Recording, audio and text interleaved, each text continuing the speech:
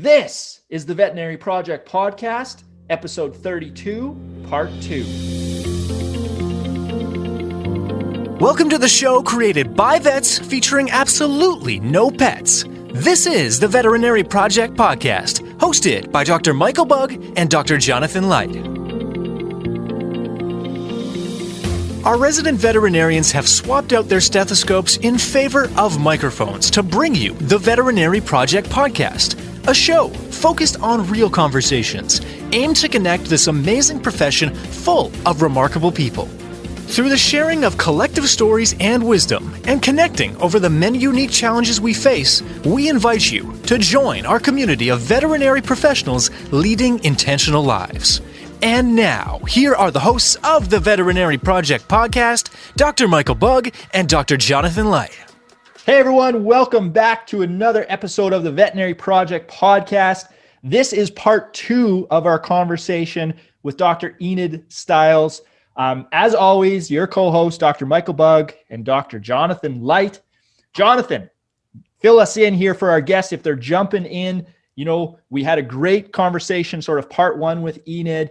We got into kind of some workplace things that are changing with COVID. And that's where we're going to pick off here in part 2. Hey, I'm excited about everybody to be able to listen to this part. As we were talking about in our pre-recording, I wouldn't say it gets spicy, but the heat's turned up a little bit, which is great. And it's enjoyable to be speaking with an individual that has put themselves on a platform where you do at times have to pick a direction. But then within the CVMA, which is such a broad voice for all veterinarians across Canada, we dig into where you sometimes don't have that opportunity and you're trying to speak with one voice, but it's sometimes not there. So we go into that. What does it look like in terms of some of the position statements? What do you actually do with these position statements? But first, we start back by jumping into her own practice. And again, we jump a little bit all over the place in a good way. There's some spice, added temperature. Well worthwhile. Yeah, and the thing I really appreciate with Enid is she's doing both sides. She's the current CVMA president sitting on council, but she actually is still on the ground as a veterinarian running her own veterinary practice. So this isn't just theory, right? This isn't just sitting around a boardroom saying, well, this might work. She can draw on her own real experience on the ground with real people, real emotions during COVID and you know, what's working, what's not. The wellness checklist. We go through that. And what does that look like to her, which is much different than everybody else. And again, what does that look like during COVID? Hopefully post-COVID. Yeah, we get into it all. Yeah. Okay, so we're going to dive right in here. If you have not listened or checked out the first one, part 1, I would highly recommend you go back and listen to that one first because this builds off of it. So yeah, without any further ado, Dr. Enid Stiles in part 2. All right, welcome back, everyone. Part 2 of our conversation with Enid. We're jumping back in. We were talking about veterinary practice and sort of the stresses and how things have changed with COVID. And Jonathan left off with a very good question. So we're just going to pick up right there and dive in. So take it away, Jonathan.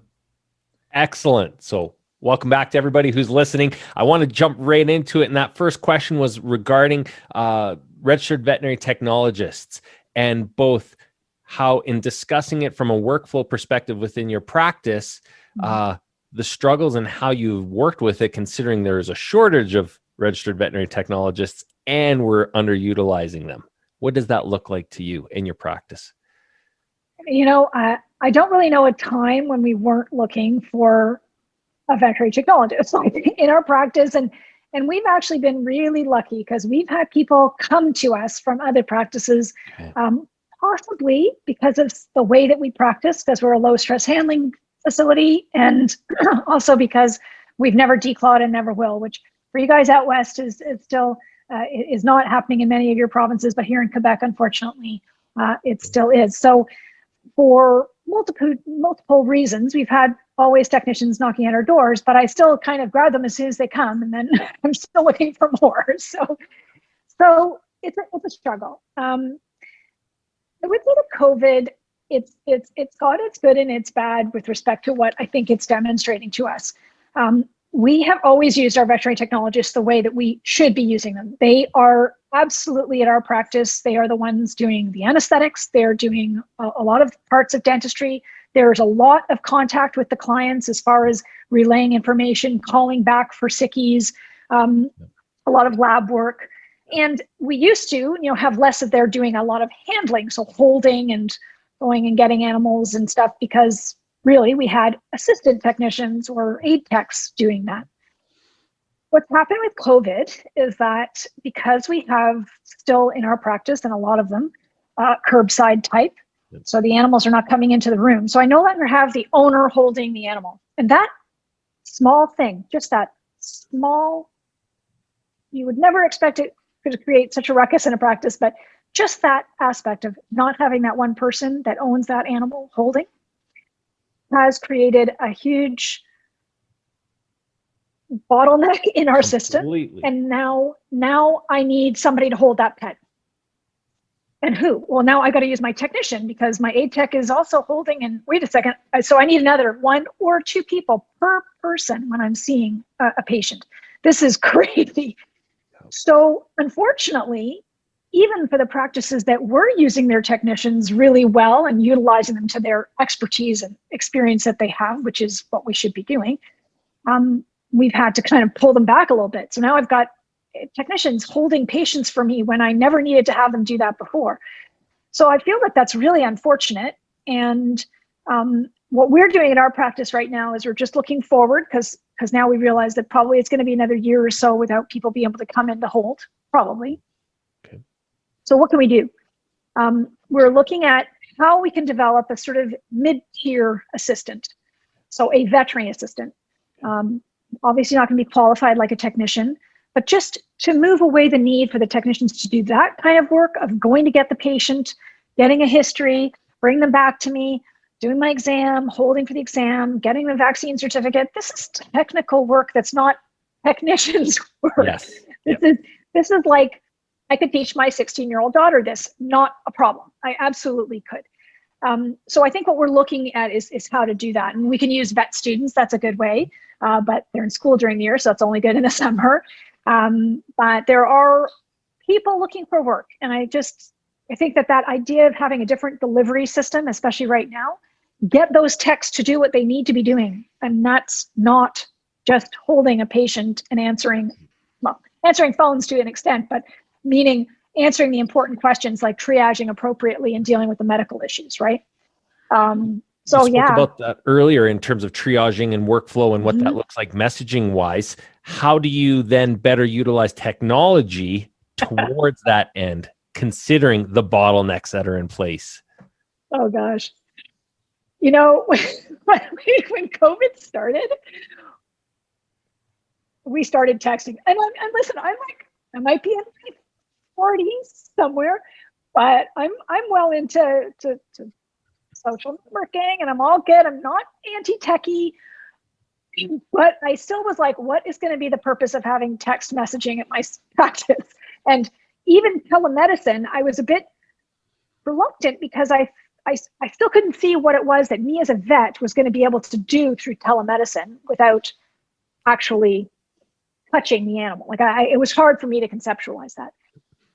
So I'm not convinced anything that we're doing is good. We'll just see what we're doing. So yes, we have texting now, which is good for things like somebody wants to send us a picture of something quick. They need to know, do they need to make an appointment?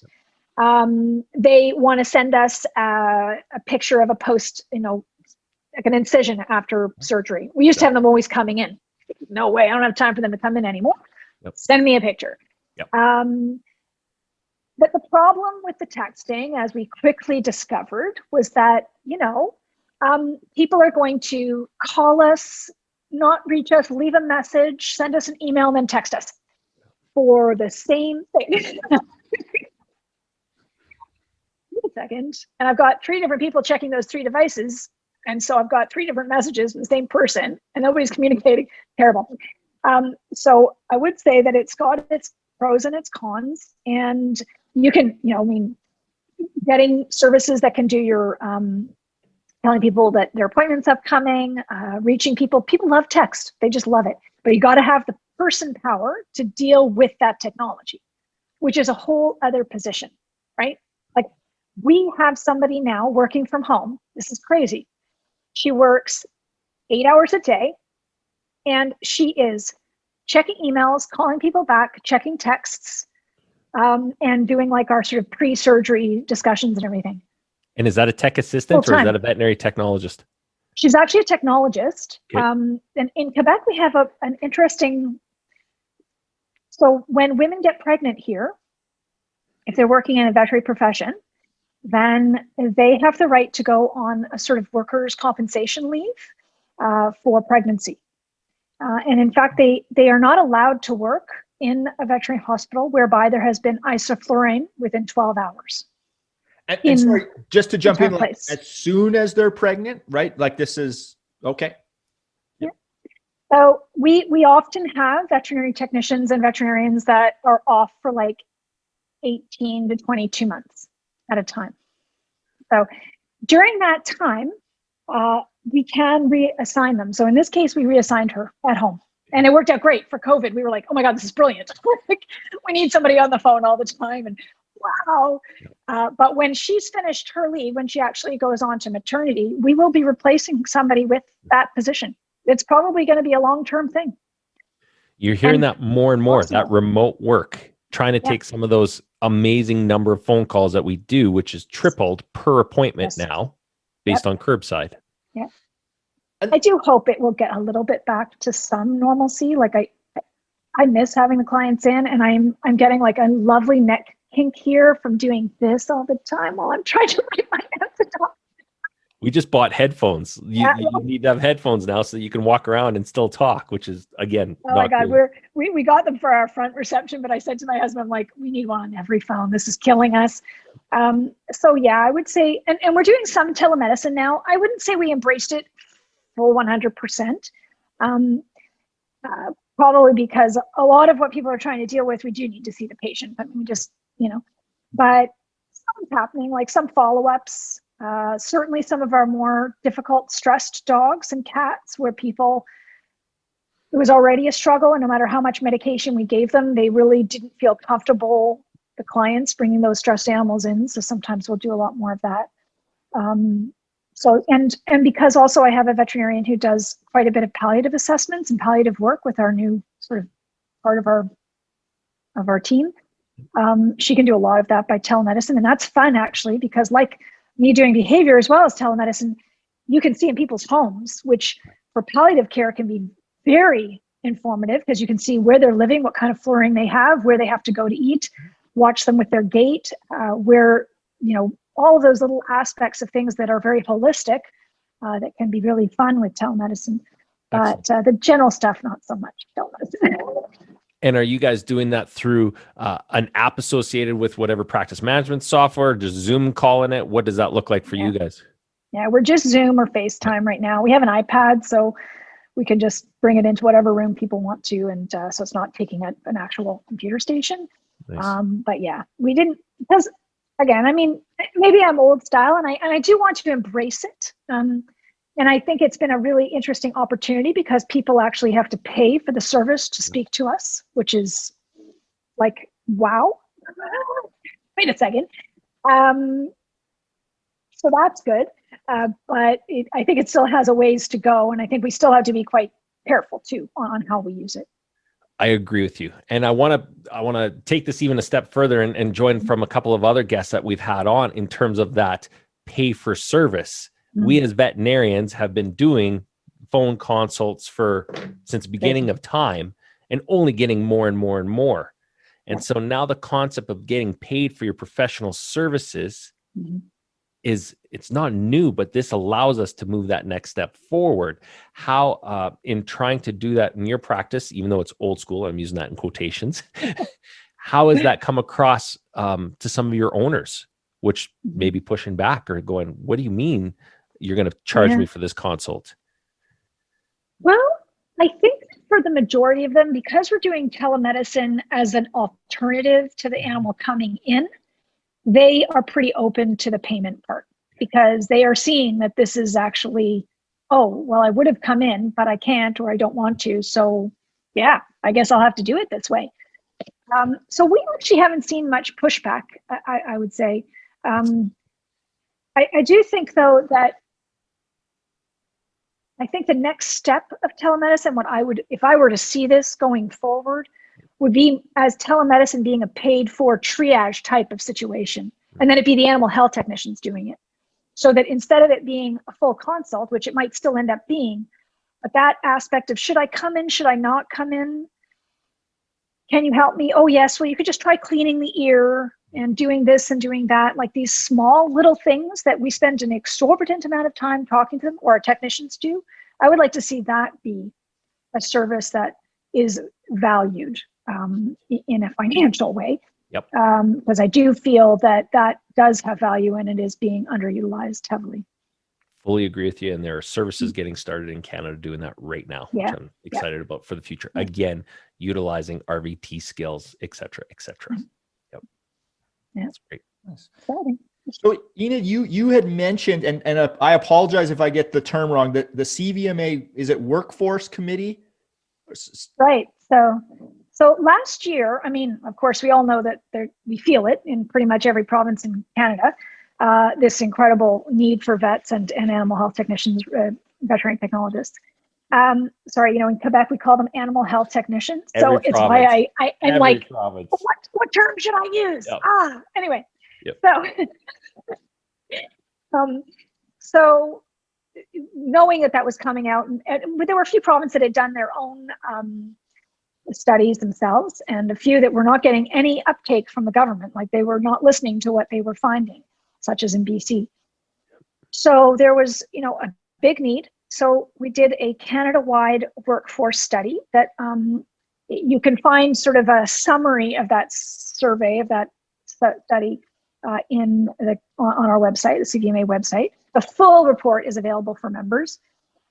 It's I was part of the team looking at what questions should be asked and what we were trying to find out. And I would say that it was a very broad study, but we needed that. And it looked at all the different provinces and also to see if there was any difference on that part as well. So what area of veterinary medicine, what geographical area, and also looked at age distribution of hours worked, et cetera. And very importantly, looked at our Canadian population changes, as well as our average household income.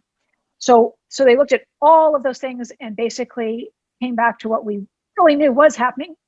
No big surprises there. Major workforce shortage for veterinarians and veterinary technologists. So by 2040, it is estimated that we will have, chart up comes the population of dogs and cats and animals in Canada. Here come the vets. And we're here, we're right next to it. And then it's going to just go right over. And we're going to have not enough vets for all the animals by 2040. I would say we're already there, frankly, but with COVID, we didn't really predict that. So it's probably a lot shorter than 2040. So as a result, the CVMA took that study and put together a workforce group committee. So it's just a group of people, including deans, government regulators, provincial associations, students. So we've got a very good group of stakeholders on that group, and will be submitting their recommendations to our council in a few weeks. Okay. With what goal? Well, we wanted the group to look at it to tell us what our goals should be, because obviously, of course, the first thing we think about is, schools should have more seats. That's it. That's the only way, and that is a way, but it's not the only way that we can have more of a workforce in Canada. And we also really wanted to know what parts of the workforce are the most lacking. So is it the equine vets in rural parts of Quebec, which is actually, yes, an enormous problem, but or is it the food animal veterinarians in Newfoundland? Is it small animal urban vets, and where are the holes, or is it every part? And so that they needed to look at. And I think for the CVMA, it was, what are some tangible things that CVMA can help with in order to move this issue forward? And so asking the deans, what is it you guys want us to do? How can we help? What strategies have we already, we meet every year with the deans actually in the summer. At our convention, we meet with the deans. So we kind of already know some of the answers to these questions, but this was a way to really bring it all together. And another few areas that are kind of interesting, which you've probably seen at your schools or in the practices that you've worked, but we've got a lot of international, we've got a lot of students who are Canadian who have gone abroad to practice, and some, but not all, come back. So some of them decide when they do their placement in the US that they'd rather stay in the US, or they'd like to move and stay in Australia. I probably would too, but I'm just saying. So, well, a lot of Canadian students who are out of country going to sometimes accredited colleges, yep, but don't return home. So how can we get them to come back home? That's one area, and really encourage them to do so. Second thing is, of course, the people coming to Canada who are veterinarians who are coming from unaccredited schools who need to get their certificate of qualification. And in order to do so, as you guys know, really some significant exams that need to be passed, and the failure rate is enormous on those exams. How can we help them pass those exams and be qualified and good Canadian veterinarians? How can we do that? And there's a bunch of different ways, and some of those mechanisms really probably need to be developed more thoroughly and need to be supported at a government level, right? Like, universities can't just come up with these things like final year programs and for these students without really good funding and really good programming. So I think some really interesting things like that. And then the final thing, which is not going to be a surprise, is how can we keep our workforce from burning out? So wellness is huge. Wellness is, of anything that CVMA can do right now, it's helping with the wellness issue of our current veterinarians and veterinary technologists. And is there initiatives underway? I know, I thought I saw the CVMA has a wellness advisory group. Yes.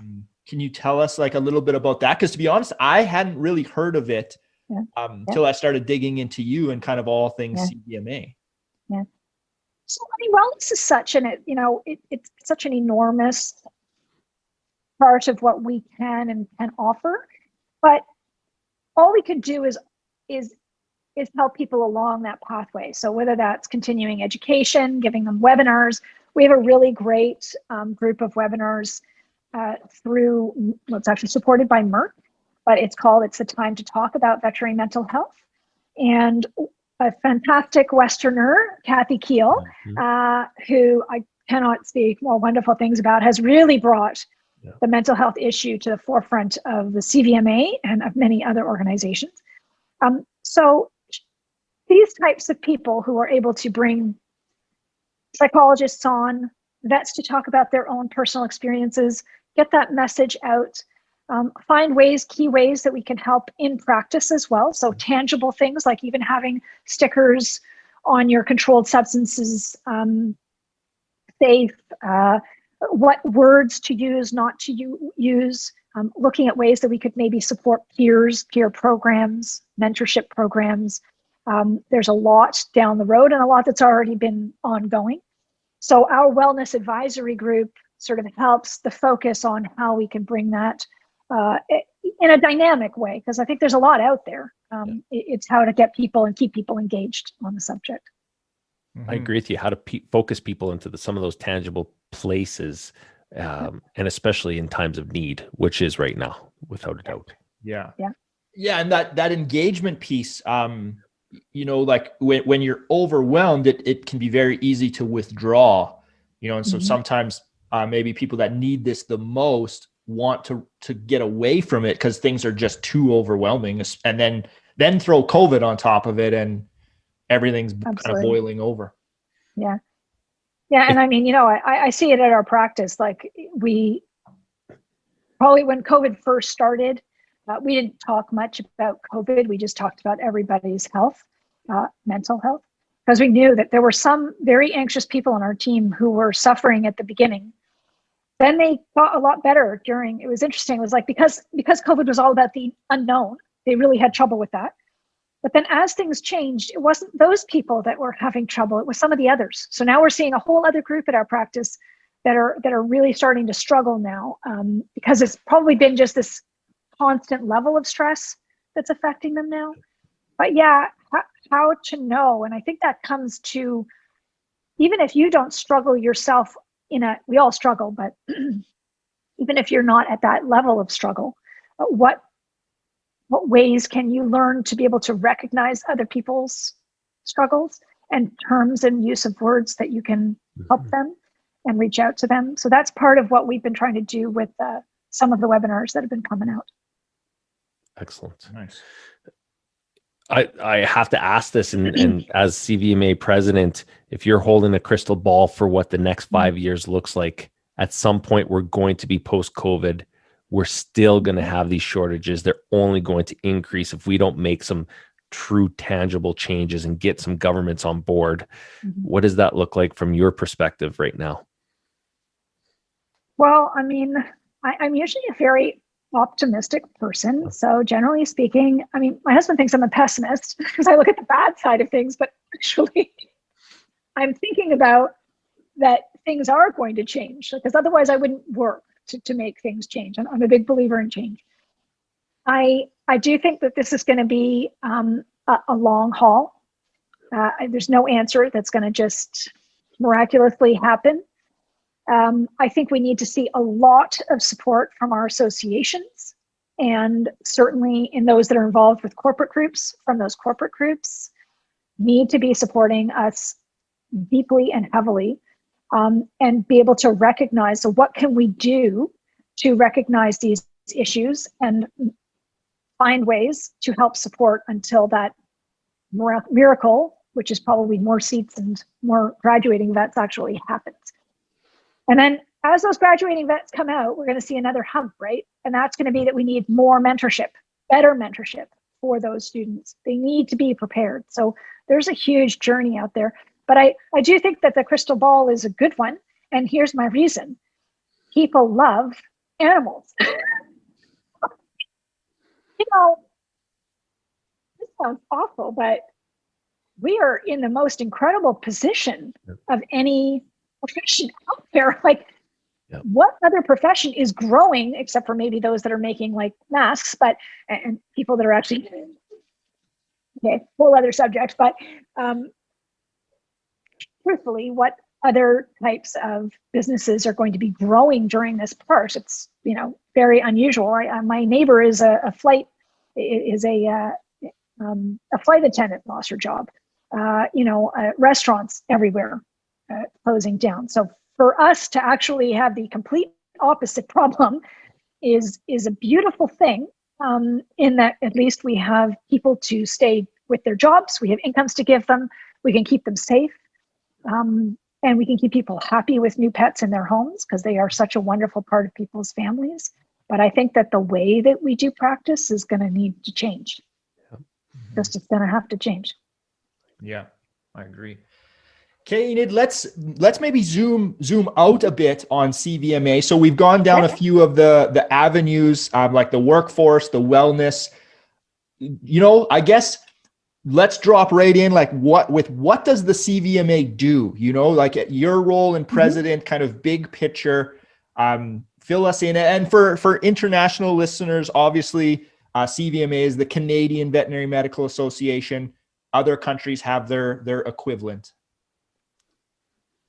So basically, I just look at the CVMA as trying to be one voice for veterinarians across Canada. And I recognize, and probably didn't know all the political stuff prior to being on the organization that I do now. But being Canadian and being such an enormous country and so spread out with so many different needs and wants and wishes, politically and other, I certainly see that one voice isn't always totally possible. But we do represent a large number of veterinarians across Canada. So, and the majority of veterinarians across Canada. So it's a way to bring everybody together as much as we can, looking at some of our really important issues that are out there, and trying to find a unified voice to approach those subjects and things like for instance, our position statements, which are so important. This helps the other associations who often use our position statements as a starting point, or as in fact their own position statement on important issues like transportation of animals, like dog importation, like multitude of animal welfare issues. So it's broad, but much needed. Mm-hmm. And how, I know you said some of them can get heated. You said animal welfare in particular. Yeah. How do you navigate that, right? Like when the idea of one voice across a massive country, like kind of, I guess, let us peek behind the scenes maybe on what that looks like. Oh God. Well, so when I first started on CVMA, I was also quite engaged in the anti-dequal movement here in Canada. Well, mostly American actually, but in Canada as well. A thing called Paw Project, if you've ever watched the documentary, and got to know them quite well. But when I started at CVMA, I knew that they were in the works of working on their anti-decline animal welfare position statement, but I didn't know where it was. All I knew was that it was heated and they were getting a lot of conversation. And it was actually probably the moment where CVMA decided as a council to take these issues and be the one that was going to be one step ahead about what was really happening. So in order to see change, we need to take action. And too often, because we're speaking for so many people, those animal welfare issues are very hard because there is a lot of emotion, right? And you probably saw that there was a letter to the editor last year, a couple letters to the editor. I could see Jonathan going, oh God, Enid's going to talk about this now. So just that the Canadian Veterinary Journal is a journal in which, people write letters to the editor. And it was so heated because it essentially created a big problem amongst what we're being foreseen. Are we the ones that are supporting farmers? Are we supporting food animal veterinarians? Or are we saying that, food animals are just bad and we should all be vegan and that's it? And animals should roam free in the wildlife of the Canadian prairies. So where are we? And this really is quite something. And in fact, I wrote one of my president's messages because I am a natural activist. So I've always been the one to be the activist. I have something that I believe in, and boom, I'm going for it. And I kind of not always seeing either side. I believe in this. So for me, declawing was like, frankly, it is really just one. I will say that one. I still believe fully that it's just this way. There's no other way to look at it. But anyhow, so I'm an activist and always have been. But when I started being on council with and even on the NIC, but certainly on council, I started to feel like I was like in a doing drills for soccer. Like I was like, boom, boom. Oh, I gotta be here. I gotta be over there. Oh no, they think this. Okay, here we are. Where are we? Yep. And what I realized is that although we often have to take a middle ground, sometimes you really do need to take a little bit to the side ground or fully over, like we did for decline, because otherwise change really won't happen. And if I look at my colleagues in Europe, where you can see that, they are like, whoa, the welfare, like, we're talking. They just looked at me and said, "You're doing what's decline?" So yeah, just to say that I don't think we can always take the middle road, and we really do, for the animal's sake, sometimes need to take something a little bit over to one side.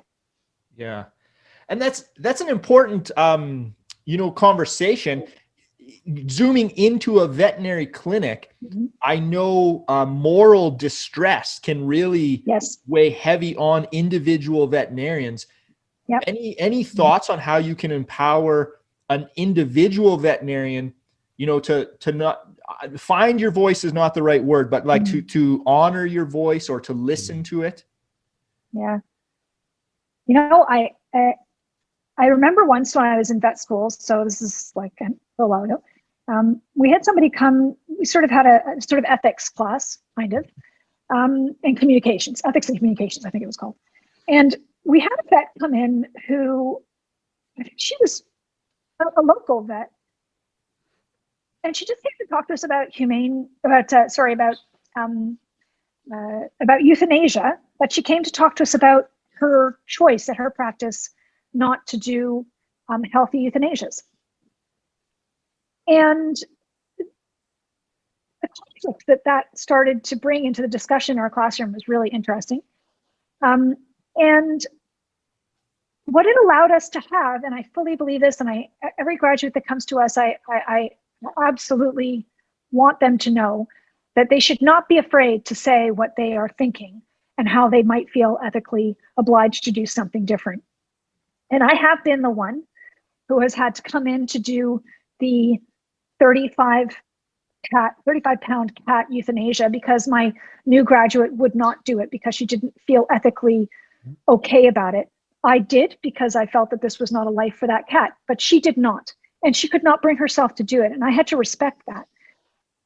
That new graduate now would do it, okay? Because she needed time to come to that, and that's okay. I had another new graduate who we had a really very serious, very, very aggressive, husky, young dog euthanasia that was a case of mind and behavior, but I couldn't be there for the euthanasia. And so we had asked that vet to do it, and he was not comfortable. And I remember initially thinking, how can you not be comfortable with this? This dog I've worked on it, we've tried. It's very unhealthy, this dog, mentally extremely ill. It is unhappy. I had already gone through everything ethically in my mind, and he had not. And today, if you ask him, he's like, now he's worked at shelters. So now his eyes have changed. So I do think that is something that is an evolution of your own understanding of ethics, and it might change with time. That you should listen to your heart and what you believe, and that mentors should be accepting of that because everybody does have a journey to make, and it's not all the same for everybody.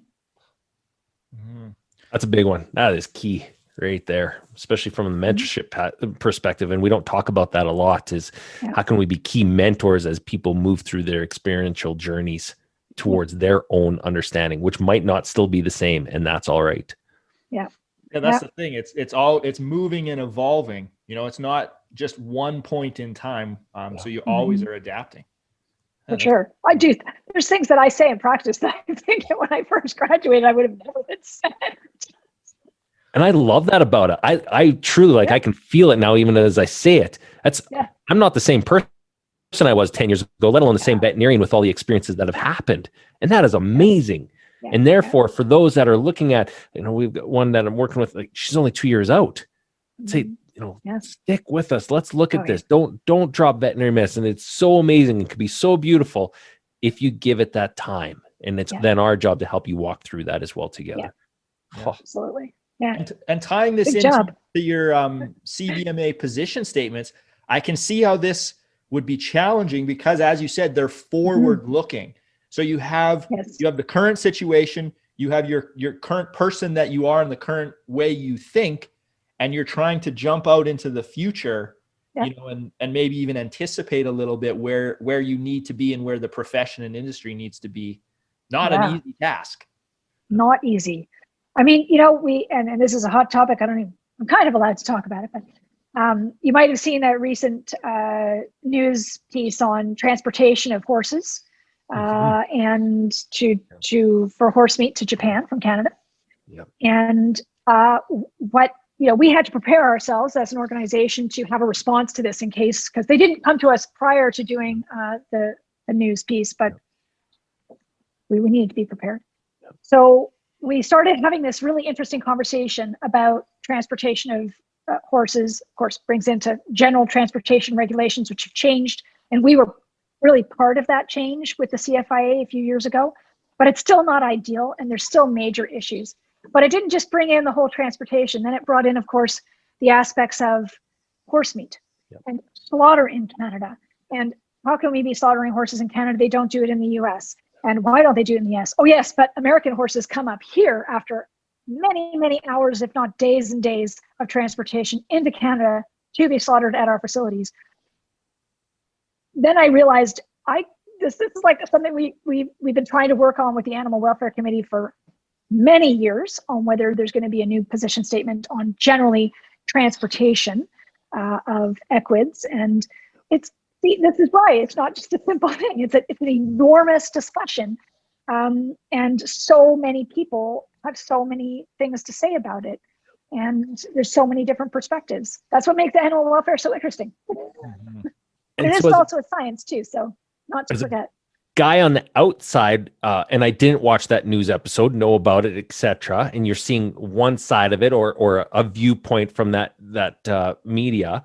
How do you then move that forward so that you then, again, I don't know if this is the example because the position statements, how do you use past position statements to then advocate for change within the CVMA? Because those position statements, they're not legal documents then say you must do so. How do you, as, again, the president of the CVMA right now, then move that into action? That isn't even a point I've struggled with personally as being a member of the CVMA. Is I see these come through. I'm now on council at the CVMA. We work through them, but what happens next then? Great. I've got a position statement. Fantastic. Well, I mean, this is the thing, is that there must be tools, and that's really all they can be, for people such as provincial associations or regulators to use so that they can then lobby, if needed, to make change. And I mean, we'll use the decline one because it's easy. Our position statement was literally used by a multitude of provinces to make regulatory changes. Wow. Right? And that's what we can wish for, is that all of that research and all of that effort can help those associations, those regulators, those lobbyists, make change. But in itself, we can't really do that, right? Like, we can, to a certain extent, do some lobbying, and we have through government, but we don't have somebody paid to lobby like some associations do, like in Alberta. You guys do. This is amazing. This is what you really all need to have.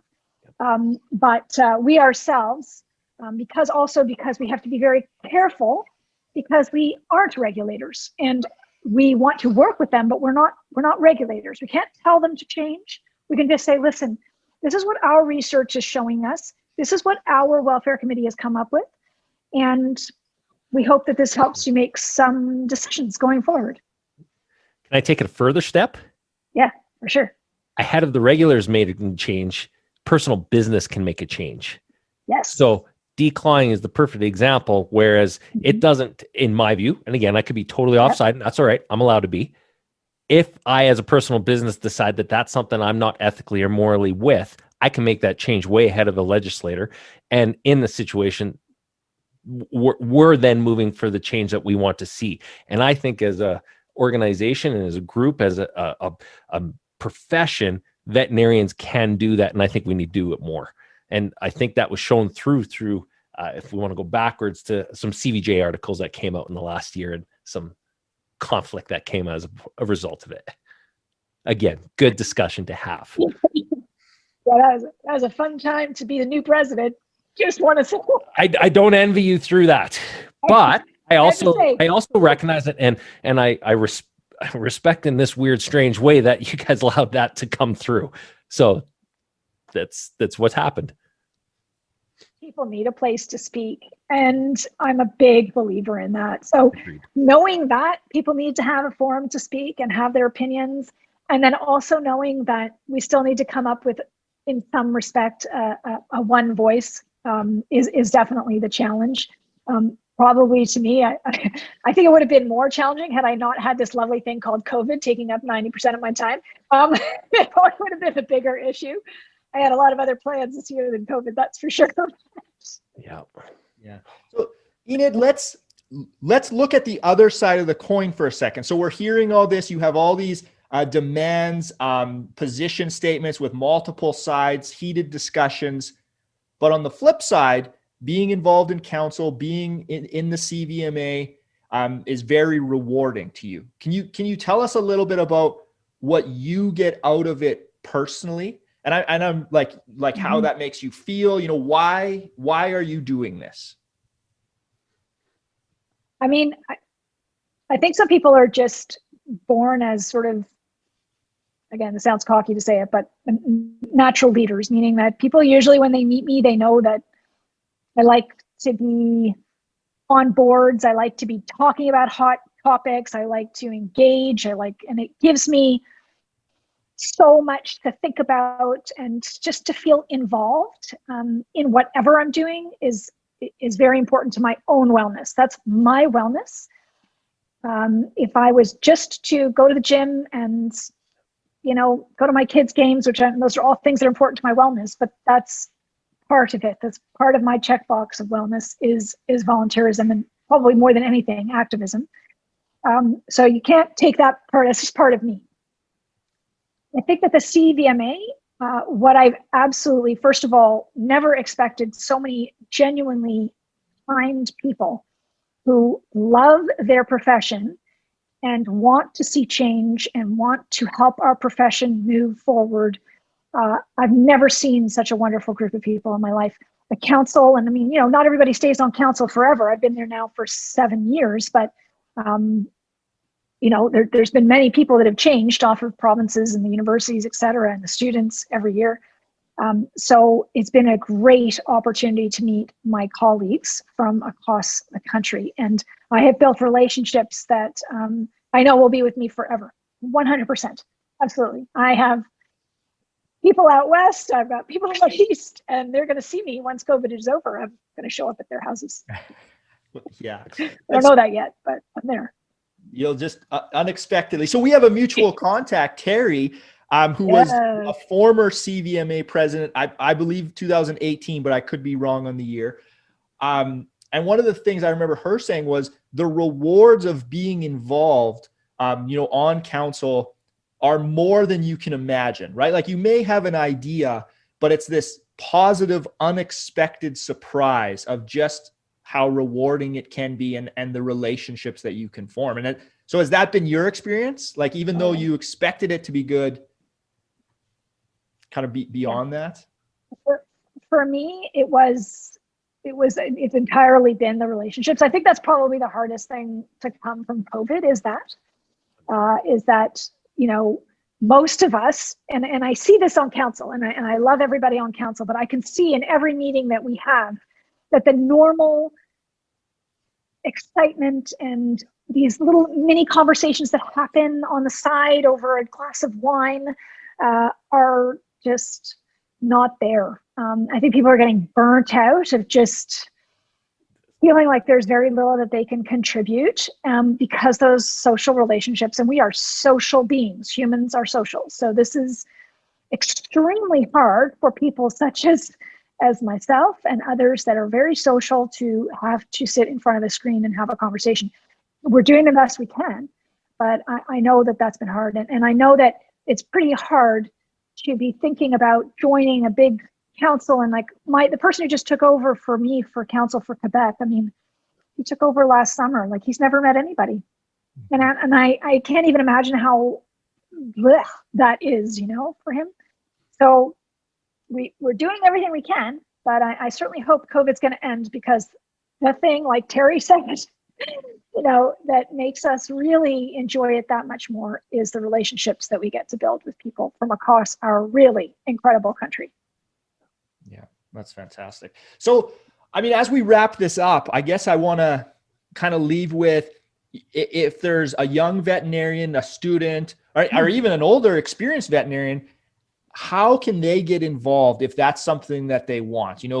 This interests them and they think, what, I want to kind of contribute and get involved. What would you recommend to them? Well, I mean, listen, there are lots of ways. Sometimes it's hard to find one specific thing. So first thing that's really important is there something that CVMA is working on or doing that interests you? Like, are you interested in the business aspect? Are you interested in social media and you want to help in social media? are you interested in regulatory change? And are you, maybe you should be reaching to your provincial association, and that's your next step to being part of CVMA, because for most provinces, that is certainly the way to do it. Send emails. You can send an email to me, to the president. You can say, I'm super keen. You can send messages to the communications people. You can become active in our social media campaigns themselves. And I think that if you have something that really drives you, like, deep down, and you have an inkling, you just got to go for it. There are so many ways to get involved everywhere. Like I said, from your soup kitchen to your national organization, there are ways to get involved, and CVMA is really never going to turn people away. There's just mechanisms sometimes. I mean, to get counsel, obviously that's a big one, right? But there are lots of other things, and certainly when we have our conventions, when they come back, and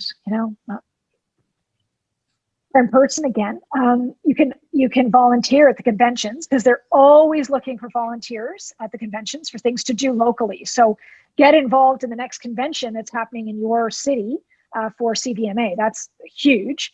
And then as things come up, there's going to be always positions available for all the different committees and subgroups and everything. Just put your name in, put it in. The more they see the name, the more likely you're going to get picked the next time. So. Oh, that's fantastic. Okay, Enid, I want to be respectful of your time here, so I'm gonna move into our impact round, kind of a series of questions. So I don't know if you saw them or not. Hopefully, we're catching you off guard with some of them. But first question: are you a cat or a dog person? Dog. Dog. Alrighty. True or false? And I know this just from reading up on you. I knew I wanted to be a veterinarian since I was a kid. Ooh, 5 years old. Have it in writing. That's awesome. How would your friends describe what you do for a living? Does she ever stop working? I could see that when we dove into this, the first episode, part 1, I was like, holy man, like you are doing everything. Workaholic, yeah. Okay. So when you're not working, what is your favorite hobby? Oh, COVID times or pre-COVID? Whatever comes to mind. Okay. Pre-COVID, definitely. I do high intensity interval training. So I go to HIIT classes, love them. It's my thing. COVID, Netflix, many hours. That's fair. What in this world are you most grateful for? My children. Nice. Okay, Enid, thank you so much. I know you have a very busy schedule, lots on your plate. We appreciate the time so much, as our audience is going to appreciate hearing from the CVMA president. So thank you so much. If anyone wanted to reach out or follow you or the CVMA, where can we direct them? Where would be the best place for that? So best place to see what CVMA is doing is go on our website or follow either Insta or Facebook and Twitter for our social media. And if you want to reach us directly, you can either send a general email to the sort of CVMA general email that's available on our website. And if you want to direct it to me, you can just send it to that email and just say, attention to the president, Enid Stiles, and I will get it. I get them all. Okay, excellent. I will drop that in the show notes. Anything to add, Jonathan, before we wrap up? Just a large thank you. I think for our listeners, myself, even, I've seen you in a couple of council meetings and seen you on your 5 minutes, which is great from a social media perspective. I think it's great to get to know the person behind and see what's formed in the experiences in your life. And I really enjoyed our conversation today. And I think it will be very beneficial to those that may want to go down the same track or want to know more about you. So this is great. Super. And really enjoyed it. Thank you. I enjoyed being on. Thanks for having me. You're welcome. Okay. As always, the last word goes to you. What message do you want to leave for the veterinary community? My message pretty much this year has been the same, and I'll say it over and over and over again. Please know that you cannot do it all. You are only one person. Surround yourself by those you love and those that support you, and you will be able to do anything in this world. Thank you for listening to the Veterinary Project Podcast. As a recap on behalf of our hosts, the Veterinary Project Podcast will be releasing new episodes weekly, so be sure to tune in as we bring you more conversations aimed at helping you enjoy a life well lived. If you enjoyed what you heard on the show and you want to stay in the know, please like, love, and or subscribe to the podcast on the listening platform of your choosing, as we're available on all the usual suspects. If you know of others that may benefit from these conversations, we'd love it if you please share the show with them, as this will help us grow our community to reach more and more veterinary professionals. Speaking of which, if you are a veterinary professional and would like to get connected with more like-minded individuals who are joining us on this journey, please send an email to the veterinaryprojectpodcast@gmail.com, and we'll invite you to be a part of our private Facebook group. General feedback, requests for information, or perhaps requests to be a guest on the show can also be sent to the veterinaryprojectpodcast@gmail.com.